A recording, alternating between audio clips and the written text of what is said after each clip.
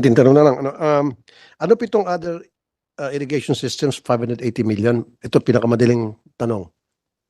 Oh, hirap pa rin kayo.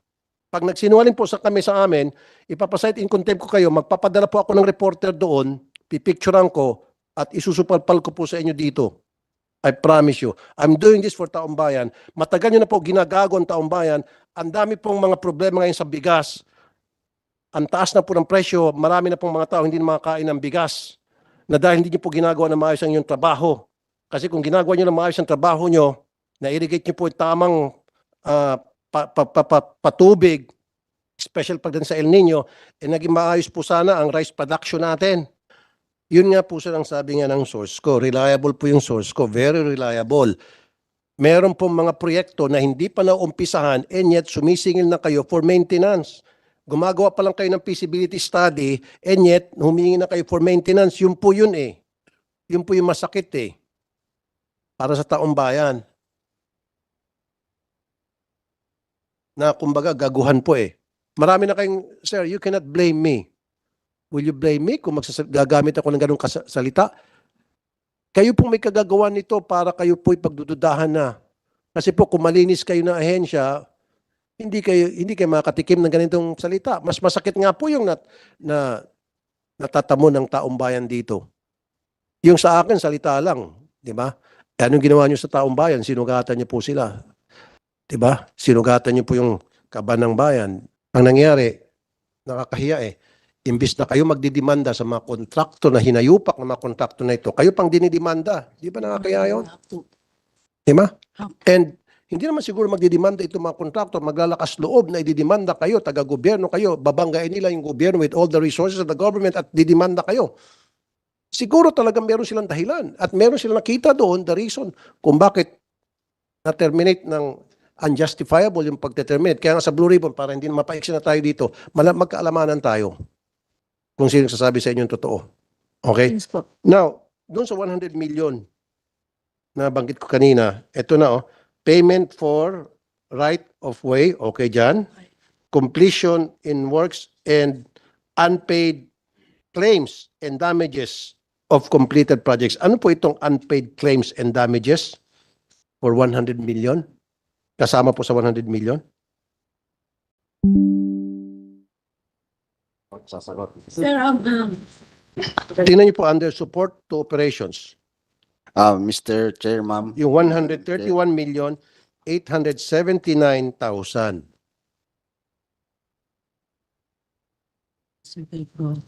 Ma'am Chair, Senator, we request our finance department manager to clarify yung 100 million. 131 po. Again, ulitin ko, for the nth time, wala akong problema doon sa bayad para sa right of way. Kailangan niya. Di ba? May mga pumapalag, Opo. kailangan bayaran yung lupa nila. Okay? Kasi maapektuhan, bibilhin nyo, etc. Pero dito po sa unpaid claims and damages of completed projects. Kompleto na, pero meron pa kayong babayaran na damages. Maliban na lang kung repair to. Pero kung repair to dahil sa bagyo, meron kayo ibang linya doon for repairs.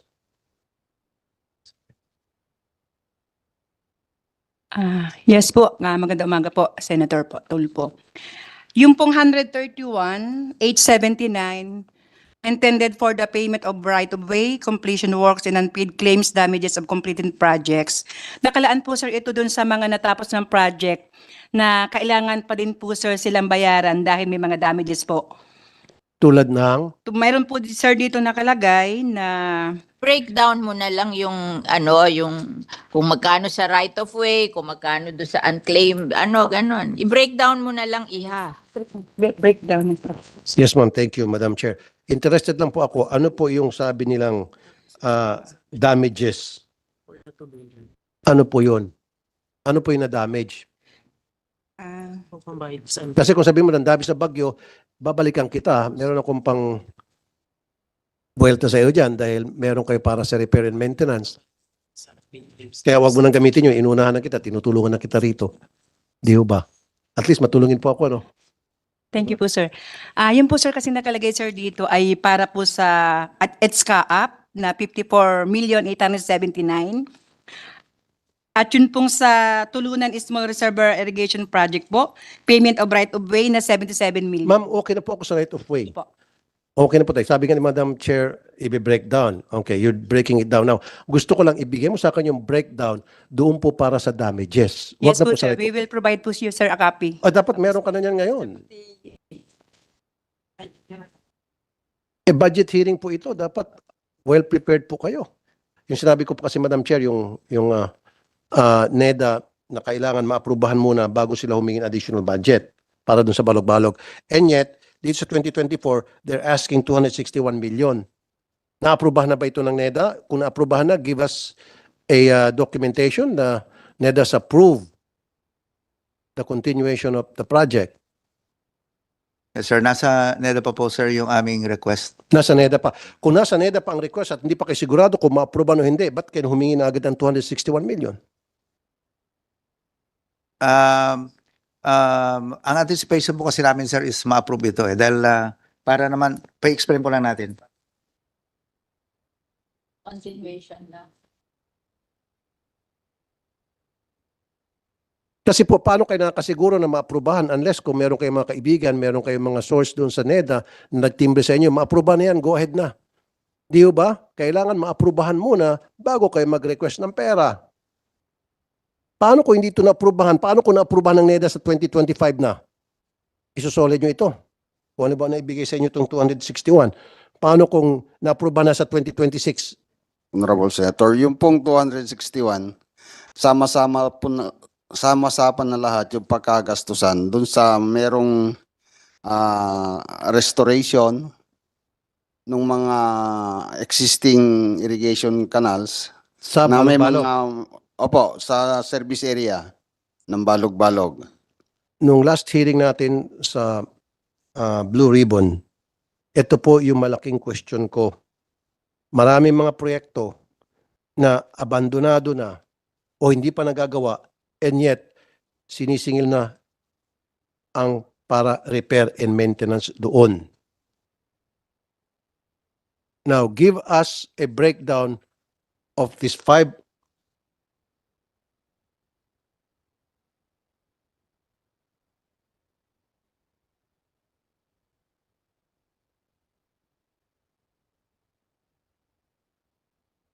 $800 million for this for 2024. For 2024. 2023 magkano?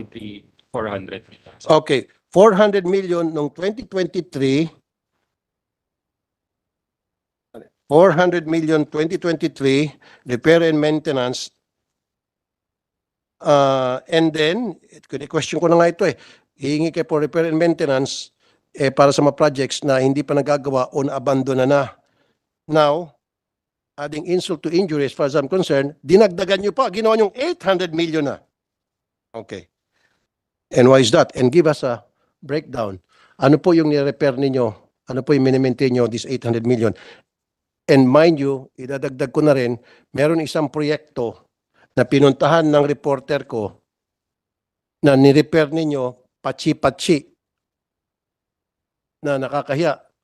Maging siguro yung kindergarten, kayang gawin yon. Yung hinagisa-gisan na ng parang putik, Senator Coco, yung putik na pinaputi o clay, yung butas, pinachipatsyan lang. Madam Chair, ang totoo niyan, meron naman po kaming detailed report po rito, ma'am. Isasubmit po namin. Bigyan nyo kami ng kapal na report na hindi. Yung general report, napakadaling gawin yun Kasi Meron po kami sa S, overhead, then projects, tapos yung projects, listahin nyo na. Ang dali-daling ilagay nyo. Ba't mo pahahanap sa amin sa mga papel na kaya dami-daming ito? Ba't namin hahanapin dito?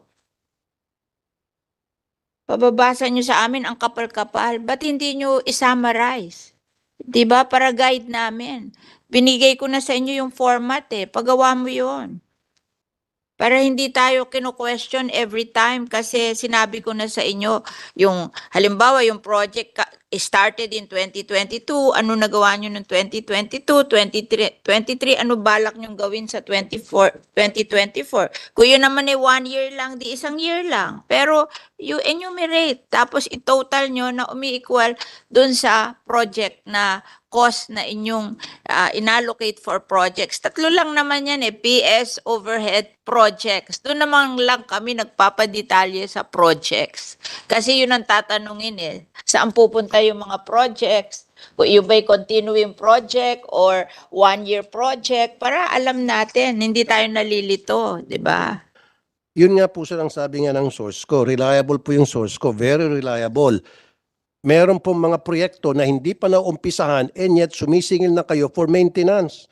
Gumagawa pa lang kayo ng feasibility study and yet humingi na kayo for maintenance. Yun po yun Yun po yung masakit para sa taong bayan. Na kumbaga gaguhan po Bigyan niyo po ako ng listahan, complete list ng mga irrigation projects dyan sa Caraga Region na lugar po ni Mr. Sulaik. At sino po si Mr. Sulaik ulit? Ano pong pwesto niya ngayon? I know he's suspended ata siya. Am I right? Okay. I want a complete list sa Caraga Region and then ibabangga natin yan doon po sa mga perang ibinuhos po para sa mga supposed to be project dyan sa Caraga Region for the maintenance and operations of those projects. Kasi po, lilitaw na marami sa mga proyektong yon palpak at hindi gumagana at hindi pa nagagawa, inabandona na, etc. And yet, binubuhusan po ng pera para sa maintenance and operations. Pag nagsinungaling po kami sa amin, ipapasite in contempt ko kayo, magpapadala po ako ng reporter doon, pipicturean ko, at isusupalpal ko po sa inyo dito. I promise you. I'm doing this for Taong Bayan. Matagal nyo na po ginagago ang Taong Bayan. Ang dami pong mga problema ngayon sa bigas. Ang taas na po ng presyo. Marami na pong mga tao hindi na makakain ng bigas. Na dahil hindi nyo po ginagawa na maayos ang inyong trabaho. Kasi kung ginagawa nyo na maayos ang trabaho nyo, na-irrigate nyo po yung tamang patubig, special pagdating sa El Nino, naging maayos po sana ang rice production natin. Nakatulong po sana yan. Kaya nga po kayo binadgetan ng bilyon-bilyon para ayusin niyo po yung irrigation system natin pagdating po sa mga palay na makakatulong po yan sa atin lahat. Hindi imbis na gawin yung trabaho niyo, kinukurakot niyo po Kasi po, yung pagkakalagay po kasi pagkakagawa po ng subsidy po, under po lahat kasi nandiyan ng MOOE, ma'am Dapat po kasi, kaya lahat po ng ano namin. Ang MOOE na yan, I don't like that Kasi Kaya- pinag-isama nyo dyan yung overhead and capital expenditures. Tama. Wala yun. Kaya nga sinasabi ko sa Tama. palusot nyo yung MOOE na yan Ako, hindi Tama. ako believer dyan. Sinasabi ko na yan, ba't inimbento yung word na yan sa budget? Ihiwalay nyo yung PS nyo, personal services, yung overhead nyo, tapos yung nakapasok doon na part of your operation, ilagay nyo sa projects. Di ba? Para naiintindihan namin, huwag nyo pagsamahin.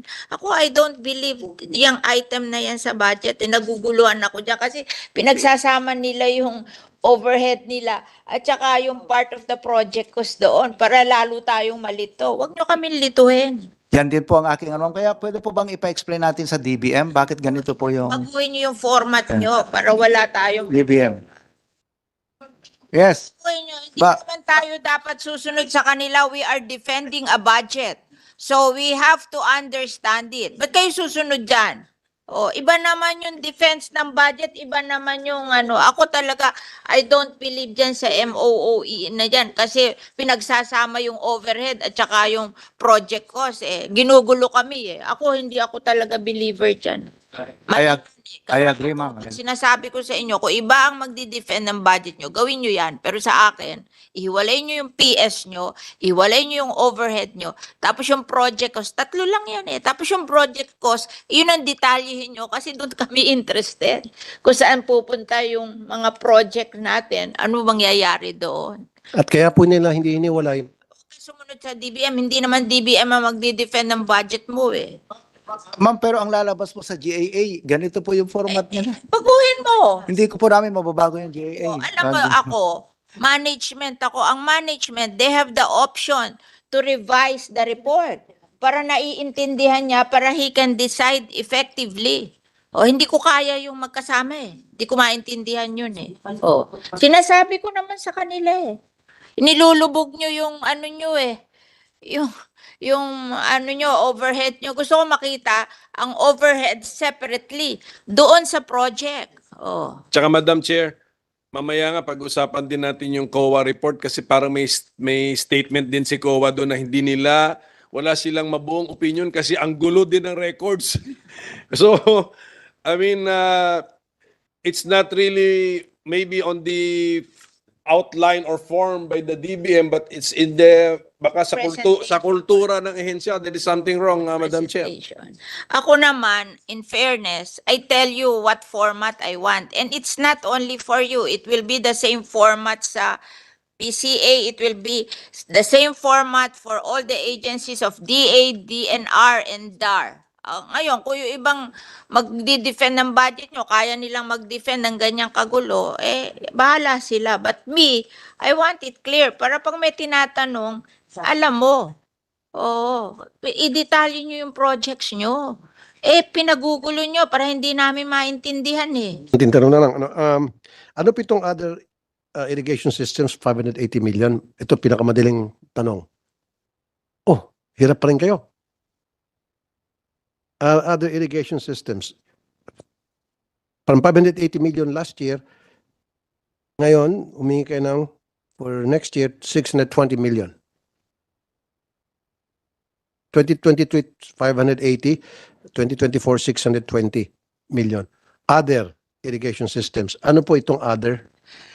Sir, under po dun sa ating other irrigation system of 620,605,000, ito po ay nakalaan para sa repair of pump irrigation systems. Repair. Yes po. Yun. Repair. Pakibigyan mo kami ng listahan one by one lahat ng mga i-repair na irrigation pump. Saan lugar? Picture. Okay? And then, mag-oath taking kayo rito na nagsasabi kayo ng katotohanan at pawang katotohanan lamang dahil kapag nag-present kayo ng bogus na dokumento tulad na ginawa nyo ng last hearing, ipapakontempt kita at pakukulong kita sa baba kung sino man kayo. Kasi hindi pwedeng naglulukan tayo dito. Sa last hearing, nabigyan kayo ng fake na ano? Well, nung last hearing kasi, Senator, sa mga previous hearing sa Blue Ribbon, and nagbigay sila ng mga wrong information na nakontra po namin dahil nagpadala po ako ng mga reporter ko to counter-check. Kasi akala nila hindi namin pupuntahan. Akala nila walang kakayahan. So nagpadala tayo ng reporter na i-check bawat projects na nag-sampling kami random. Ito na, COA report. 2023. On 2023, COA flags 1.2 billion worth of delayed scrap irrigation projects. Yan ang sinasabi ko. Nabasura na. 1.2 B worth.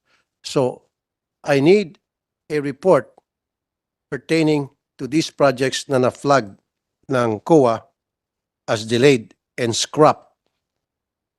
Ano na po ang status ng mga ito? 33 contracts worth total of 99.7 million and constituting a majority of the delayed projects were under the Magat River Irrigated System in Isabela Province. Projects were delayed from 32 to 368 calendar days. Kasama na dyan ang unsatisfactory performance, insufficient manpower equipment, unresolved right-of-way issues, etc., etc. Ito pa po. Delayed implementation has not been resolved yet by NIA management in calendar year 2022. Also, they have not fully addressed these deficiencies noted in previous years. NIA has also terminated 14 irrigation projects worth a total of 139.46 million. COA also stated that NIA should also require contractors to regularly submit progress report and impose liquidated damages on contracts who delays the project. Sinusulat niyo po ito. As of 2022, NIA flagged over 33.75 billion irrigation projects. Or COA. COA flagged over 33.75 billion. Ang laking pera to. Andyan si COA. Kung meron kayong question, tingnan nyo siya. Huwag kayong titingin sa akin. COA has ordered NIA to conduct a proper inventory and appraisal of the 33.75 billion Kaseknan Multipurpose Irrigation Power Project. 33.75 billion. Binanggit kanina, no? 261 lang yung Diba? kontrata siguro. Pero grabe pala yan. 33 billion pala. 33 billion. It was turned over by US-based company last year. Kaya nga po, napakarami niyo pong gawin. Napakarami niyo po kayong homework. Ito mga na-flag sa inyo ng COA, you have to show us documentations tungkol po sa status nito. What have you done after this were plugged by NIA? I mean, by COA. After na ma-receive niyo po yung report ng COA at sinabing ito may problema, ano po ang ginawa ninyo at ano po ang status? Kailangan po masatisfy nyo kami dahil kung hindi, deferred na po yung budget nyo hanggat hindi nyo po masatisfy kami. Yes, Mr. Senator. But with regards po dito sa Kaseknan Dam po, that's a BOT project po yan. In fact, nabenta na po ng gobyerno yan in the tune of $526 million. It was built ilang years? It was built for around $600 million pero nabenta na po ng gobyerno yan ng $526 million po. Pero put it in writing para ma-review namin kung talagang totoo yung mga sinasabi ninyo. Yes, sir. Isa pa rito, incomplete contracts amounting to 870.25 million pesos in connection to the Agno River Irrigation System Extension Project in Pangasinan. 8 contracts amounting to 392.937 million as part of Balog-Balog Multipurpose Project Interlock. The list goes on and on and on and on. 44 contracts totaling to 12.2 billion have been incurred significant period of delays. 43 more contracts with total of 2.2 billion were already terminated by NIA. Ibibigay ko po sa inyo itong listahan at bigyan niyo po kami ng status report kung ano na po ang ginawa niyo dito. Ayoko na Yes, Mr. Chair. COA po ito eh. In fact, yung Larisip ay tapos na rin. Gusto rin makita, sir, kasi nasagot naman namin sa COA yung mga observation. Nakapag-reply na po kayo doon? Yes, sir. In fact, yung Larisip, sir, completed na rin ho yan eh. So, yung Lower Agno, di ba? So yung reply niyo po sa COA, bigyan niyo po kami noon Yes, sir. para makagawa po kami ng counter-checking. Yes, sir. Kung in fact, hindi po yung patsamba-tsamba lang yung mga nilagay niyo doon. Of course not, Mr. Senator. Lahat naman ng AOM. Sinasabi ko lang. Kaya ako gagawa ng checking. Of course, Yes, sir. hindi ka gagawa noon. Pero sa akin, I want to make sure na hindi patsamba-tsamba lang. Yes, sir. Yun yung ginagamit kong term. Kasi marami na kayong, sir, you cannot blame me. Will you blame me kung gagamit ako ng ganong salita? Kayo pong may kagagawa nito para kayo po'y pagdududahan na. Kasi po, kung malinis kayo ng ahensya, hindi kayo makatikim ng ganitong salita. Mas masakit nga po yung natatamo ng taong bayan dito. Yung sa akin, salita lang. Di ba? Anong ginawa nyo sa taong bayan? Sinugatan nyo po sila. Di ba? Sinugatan nyo po yung kaban ng bayan. Nilaslas nyo po. Yes, hindi sir. mo kayo ng inyong pong ahensya. That's why I can assure you, Mr. Senator, next na pag mabigyan lang kami ng chance ay maayos po natin yung karamihan po ng mga naging problema. Thank you, Mr. Chair. Linisin niyo po yung inyong ahensya. Salamat naman po nung last hearing natin, nag-admit kayo na mayroon pong korupsyon sa inyong ahensya, may pagkukulang inyong ahensya, then do something about that. Kasi po, ang tatamaan po dito,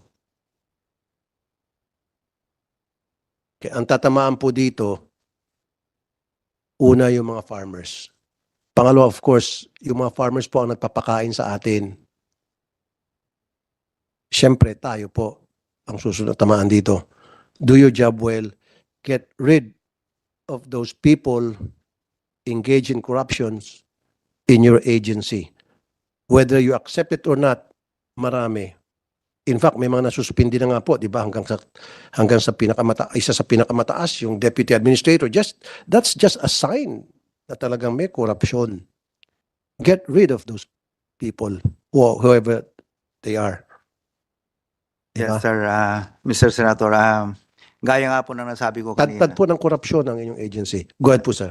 Yes, sir. Thank you, sir. Gaya nga po ng nasabi ko po kanina ay under my watch po ay gagawin ko po lahat ng mga kaya ko para talagang i-deliver itong aming hinihinging budget po sa ating mga magsasaka.